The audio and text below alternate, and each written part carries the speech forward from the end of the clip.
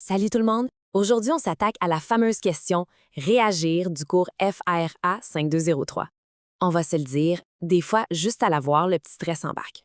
On lit les critiques, on se sent un peu mêlé, puis on se demande, bon, par où je commence? Mais pas de panique, on va décortiquer ça ensemble pour que ça devienne super simple. Promis, après ça, on va savoir exactement quoi faire à chaque fois. La voilà, la fameuse question. C'est vrai que, comme ça, elle a l'air un peu intimidante. Elle est longue, elle demande de parler de soi, de se justifier, mais la bonne nouvelle, c'est que derrière cette grande question-là se cache une méthode vraiment, vraiment simple. En fait, c'est comme une recette, puis elle marche à tous les coups. Pour que ce soit facile à retenir, on va penser à ça comme une recette de cuisine, une recette toute simple avec seulement 3 ingrédients. Une fois qu'on connaît la recette, peu importe le livre ou la critique qu'on a devant nous, on a un plan de match super clair. Fini le casse-tête, on sait exactement quoi faire, étape par étape. Prêt?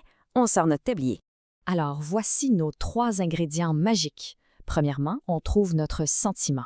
Deuxièmement, on bâtit une bonne justification. Et troisièmement, on annonce notre décision finale. C'est tout. C'est pas plus compliqué que ça. Maintenant, allons voir chaque ingrédient d'un peu plus près. Le premier ingrédient est honnêtement le plus facile, le sentiment. C'est le point de départ. La question à se poser est simple. Après avoir lu les critiques, qu'est-ce que ça nous fait vivre, comme ça, spontanément? C'est notre première impression, notre gut feeling, comme on dit. Faut se fier à son instinct. Et ce qui est merveilleux avec cette étape, c'est qu'il y a 0 mauvaise réponse. Peut-être que la critique a piqué notre curiosité. Au contraire, qu'elle nous a rendus méfiants. On est peut-être super enthousiaste ou ça nous laisse complètement froid. Toutes ces émotions-là sont bonnes. C'est notre vérité à nous. Et c'est la base parfaite pour construire la suite.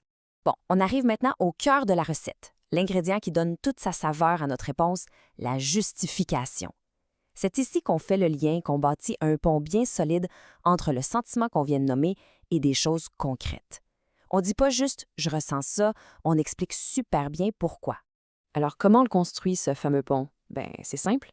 D'un côté du pont, on va chercher un élément précis dans la critique. Ça peut être un argument qui nous a frappé, une citation ou même juste le ton général du texte. De l'autre côté du pont, on connecte ça avec notre propre vécu, notre bagage, une expérience, une valeur, un goût personnel. C'est quand les deux côtés se rejoignent que la magie opère. Ce fameux bagage personnel, c'est ce qu'on appelle les repères culturels. Le mot a l'air compliqué, mais oubliez ça. En réalité, c'est la chose la plus naturelle du monde. Nos repères culturels, c'est tout ce qui fait de nous la personne qu'on est. C'est notre histoire, les films qu'on a vus, la musique qu'on écoute, nos passions. On en a tous des tonnes. Ce qui est le fun avec ces exemples-là, c'est que ça nous montre que nos repères, c'est notre vie de tous les jours. Pas besoin d'être un grand savant. Un argument dans la critique vous fait penser à une série que vous avez écoutée en rafale. Parfait! Une phrase vous rappelle une discussion avec un ami, c'est un excellent repère. C'est en pigeant là-dedans qu'on trouve les meilleures justifications. Et on termine avec le dessert de notre recette, la décision. C'est le moment de conclure, de donner le verdict. Après avoir identifié notre sentiment et l'avoir bien justifié, il reste juste à répondre directement à la question « Alors, ce livre, on a le goût de le lire, oui ou non? » La formulation est super simple, on va droit au but. On peut commencer par « Oui, je veux lire ce livre parce que » ou « Non, ce livre ne m'intéresse pas, car ». Le petit mot qui change tout, c'est le « parce que » ou le « car ». Ça prouve que notre décision, elle sort pas de nulle part. Elle est le résultat logique de notre belle justification. Alors, si on résume notre recette qui ne rate jamais: 1, on nomme son sentiment. 2, on bâtit sa justification en reliant la critique à ses propres repères. 3, on tranche avec une décision claire. Sentiment, justification, décision. Un plan en 3 temps qui fonctionne à tout coup.